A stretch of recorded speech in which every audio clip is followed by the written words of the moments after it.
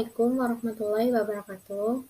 Perkenalkan, nama saya Neha Nafila Hawanti dengan NIM C1C022003. Di sini saya akan mempresentasikan materi yang kelima, yaitu tentang KUP, hak dan kewajiban, wajib pajak, dan fiskus, serta NPWP dan NPPKP. Kita masuk ke materi pembahasan yang pertama. Materi pembahasan yang pertama yaitu pendahuluan. Dalam proses pemungutan pajak, terdapat undang-undang yang mendampingi untuk mewujudkan pemungutan pajak yang berkeadilan dan berkepastian hukum, sehingga masyarakat tidak perlu takut jika terjadi tindakan kecurangan, serta juga mewujudkan administrasi pajak yang cepat, mudah, dan efisien.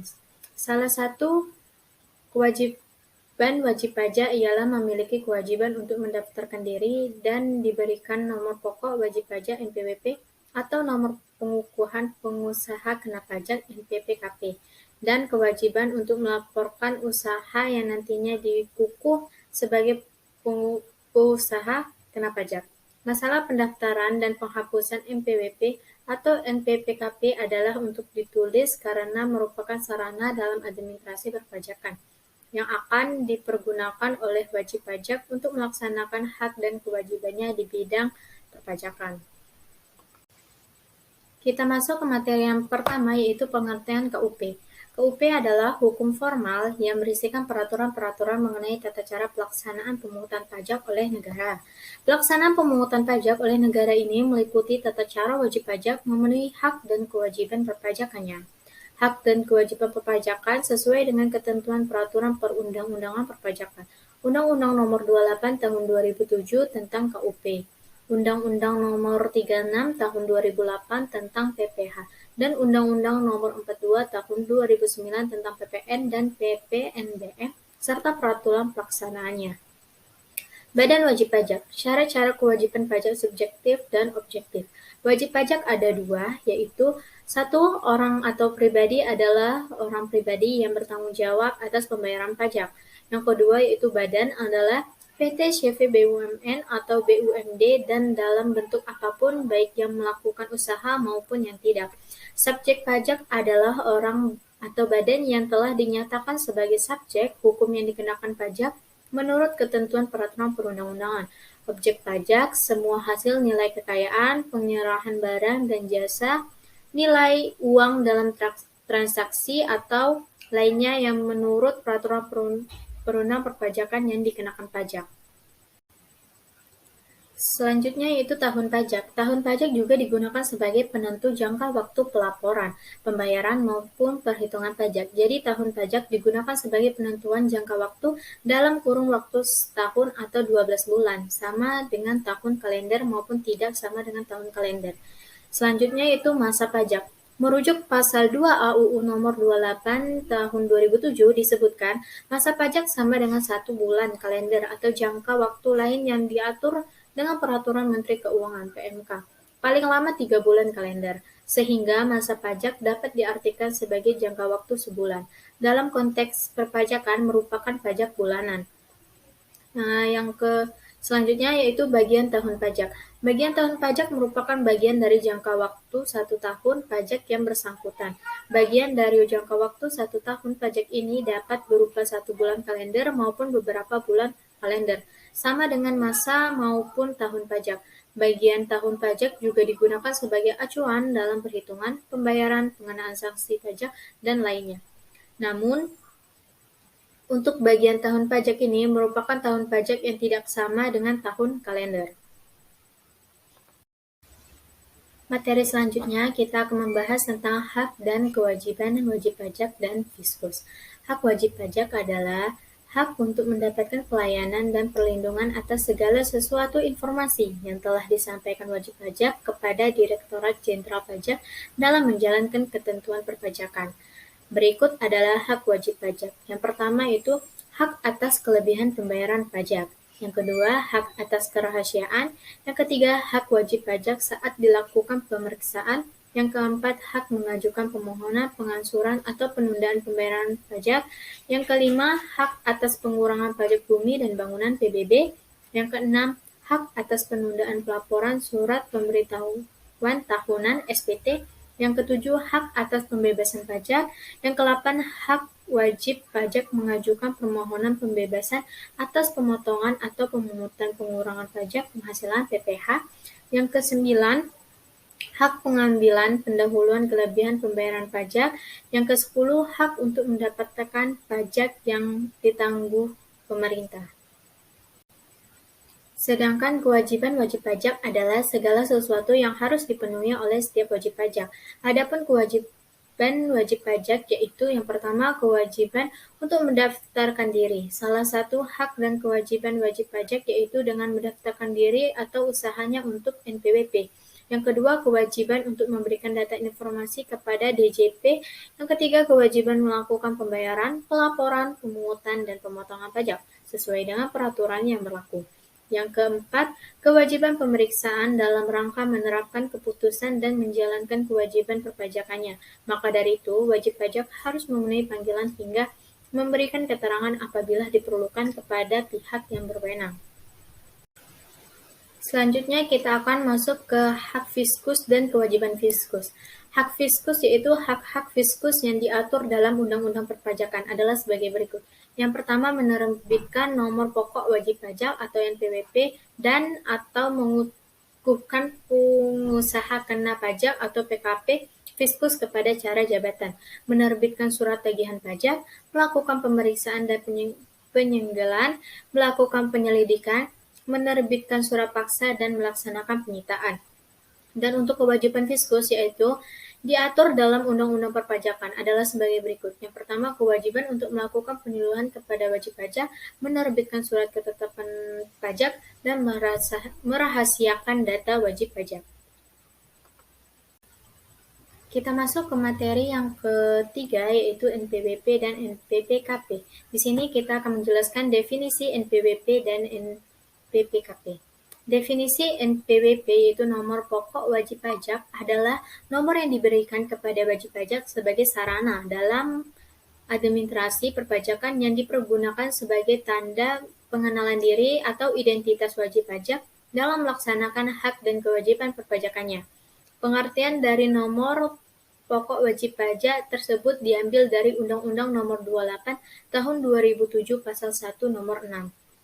Sedangkan definisi NPPKP, nomor pengukuhan PKP, NPPKP, merupakan nomor identitas pengusaha kena pajak atau PKP yang disematkan saat pengusaha dikukuhkan sebagai PKP lewat surat pengukuhan PKP. Jika pengusaha sudah mendapat nomor pengukuhan PKP atau NPPKP, berarti PKP tersebut dinyatakan sudah resmi menjadi PKP dan dengan demikian terikat kewajiban-kewajiban perpajakan yang diperuntuk bagi PKP. Dan selanjutnya kita masuk ke fungsi NPWP. Fungsi NPWP ada dua, fungsi NPWP untuk urusan perpajakan dan fungsi NPWP untuk di luar urusan perpajakan. Fungsi NPWP untuk urusan perpajakan yaitu yang pertama sebagai kode unik yang selalu digunakan dalam setiap urusan perpajakan. Yang kedua, untuk mengurus proses restitusi tersebut, syarat utamanya adalah menunjukkan NPWP. Yang ketiga, adanya perbedaan besaran tarif pajak bagi mereka yang memiliki NPWP dan tidak memiliki NPWP. Contohnya pada jenis pajak PPh pasal 21. Jika Anda tidak punya NPWP, maka tarif pajak yang dikenakan 20% lebih besar daripada wajib pajak yang memiliki NPWP. Fungsi NPWP di luar urusan perpajakan. Bagi Anda yang berniat mengajukan kredit ke bank, NPWP menjadi dokumen yang penting, menjadi syarat pembuatan kredit. Kalau Anda punya usaha, sudah seharusnya memiliki NPWP sebab NPWP diperlukan untuk pengurusan surat izin usaha perdagangan atau bisa disebut juga dengan SIU. Dan fungsi NPPKP itu tersendiri, nomor pengukuhan PKP, NPPKP memiliki fungsi sebagai berikut, yaitu sebagai identitas PKP yang bersangkutan. Yang kedua, sebagai penanda bagi PKP yang memiliki untuk melaksanakan hak dan kewajiban di bidang PPN dan PPNBM. Yang ketiga, sebagai pengawasan administrasi perpajakan, nomor pengukuhan PKP atau NPPKP ini tertera dalam surat pengukuhan PKP bersama dengan identitas wajib pajak lainnya, seperti nama, NPWP, klasifikasi lapangan usaha (KLU) atau status usaha hingga kewajiban pajak. Sekarang kita masuk ke sanksi penyalahgunaan NPWP dan NPPKP. Setiap orang yang dengan sengaja tidak mendaftarkan diri atau menyalahgunakan atau menggunakan tanpa hak NPWP atau pengukuhan PKP sehingga dapat merugikan pada pendapatan negara akan dipidana penjara paling singkat 6 bulan dan paling lama 6 tahun dan denda paling sedikit 2 kali jumlah pajak berutang atau kurang dibayar dan paling tinggi 4 kali jumlah pajak berutang yang kurang bayar. Setiap orang yang melakukan percobaan untuk melakukan tindakan pidana penyalahgunaan atau menggunakan tanpa hak NPWP atau pengukuhan PKP atau menyampaikan surat pemberitahuan atau keterangannya isinya tidak benar atau tidak lengkap dipidana dengan pidana penjara paling singkat 6 bulan dan paling lama 2 tahun dan denda paling sedikit 2 kali jumlah restitusi yang dimohonkan atau kompensasi atau kreditan yang dilakukan dan paling banyak 4 kali jumlah restitusi yang dimohonkan atau kompensasi atau pengkreditan yang dilakukan.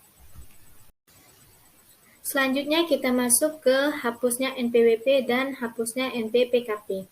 Hapusnya NPWP. Apabila Anda sebagai wajib pajak sudah tidak memenuhi persyaratan subjektif dan objektif, dapat mengajukan penghapusan NPWP dengan cara menyampaikan permohonan secara tertulis ke kantor pelayanan pajak tempat Anda terdaftar, baik secara langsung maupun pos atau jasa ekspedisi. Sedangkan hapusnya NPPKP, pencabutan pengukuhan sebagai PKP dapat dilakukan oleh Direktur Jenderal Pajak terhadap PKP dengan status wajib pajak non-efektif. Yang kedua, PKP yang tidak diketahui keberadaan dan atau kegiatan usahanya, PKP penyalahgunaan pengukuhan PKP, pencabutan pengukuhan PKP atas permohonan pengusahaan kena pajak atau secara jabatan, yaitu PKP orang pribadi yang telah meninggal dunia, PKP telah dipusatkan tempat terutangnya di PPN di tempat lain, PKP yang pindah alamat tempat tinggal, tempat kedudukan, atau tempat kegiatan usaha kewilayahan kerja KPP lainnya. Selanjutnya, hapusnya NPPKP, pencabutan pengukuhan PKP secara jabatan juga dapat dilakukan berdasarkan hasil verifikasi dalam hal pencabutan tersebut terkait dengan hasil sensus pada pajak nasional, hasil konfirmasi lapangan atau pengawasan setelah pengukuhan PKP, hasil kegiatan lain yang dilakukan oleh Direktur Jenderal Pajak. Pencabutan pengukuhan PKP selain yang disebutkan di atas maka akan dilakukan berdasarkan hasil pemeriksaan. Dan dari materi tadi dapat kita simpulkan adanya dua syarat-syarat kewajiban pajak, yaitu pajak subjektif dan pajak objektif. Hak wajib pajak adalah hak untuk mendapatkan pelayanan dan perlindungan atas segala sesuatu informasi. Kewajiban wajib pajak adalah segala sesuatu yang harus dipenuhi oleh setiap wajib pajak. Hak Fiskus menerbitkan nomor pokok wajib pajak NPWP atau mengukuhkan pengusahaan kena pajak PKP Fiskus kepada cara jabatan. Kewajiban Fiskus adalah kewajiban yang diatur dalam Undang-Undang Perpajakan. Definisi NPWP adalah nomor pokok wajib pajak adalah nomor yang diberikan kepada wajib pajak sebagai sarana dalam administrasi perpajakan yang dipergunakan sebagai tanda pengenal diri. Sedangkan definisi NPPKP adalah nomor pengukuhan PKP merupakan nomor identitas pengusaha kena pajak PKP yang disematkan saat pengusahaan dikukuh sebagai PKP lewat surat pengukuhan PKP. Setelah kesimpulan tadi, maka berakhirlah presentasi saya materi 5 mengenai KUP dan hak dan kewajiban wajib pajak dan Fiskus serta NPWP dan NPPKP. Banyak materi yang saya jelaskan tentang pengertian KUP, baik dan wajib pajak, tahun pajak, masa pajak, bagian tahun pajak, hak dan kewajiban wajib pajak dan Fiskus serta definisi-definisi, fungsi-fungsi, hapus dan sanksi-sanksi NPWP dan NPPKP. Hanya itu materi yang bisa saya sampaikan untuk materi kelima. Saya memohon maaf jika banyak sekali kesalahan. Saya akhiri, wabillahi taufik wal hidayah. Wassalamualaikum warahmatullahi wabarakatuh. Salam sejahtera untuk kita semua.